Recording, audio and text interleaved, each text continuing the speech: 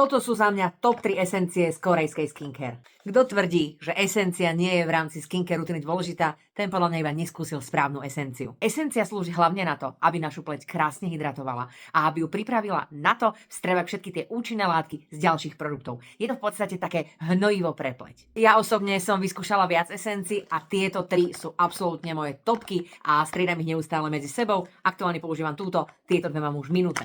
Toto bola prvá esencia z korejskej skincare, ktorú som vôbec kedy vyskúšala. Je od značky Cosrx a je to esencia so slimačím mucínom. Určite ste o nej už počuli.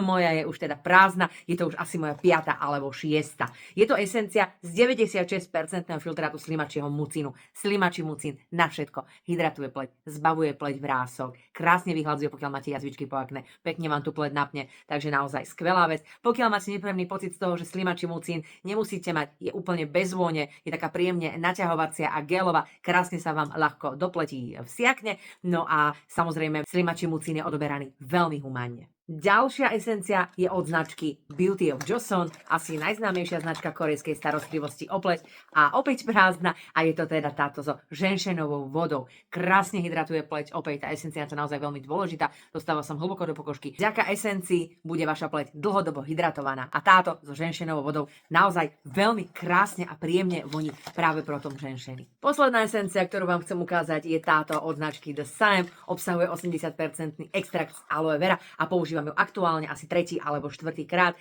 je brutálne hydratačná. Tým, že obsahuje aloe vera, tak je naozaj vhodná aj pre citlivú pleť, ale to rovnako aj tá s tým slimákom.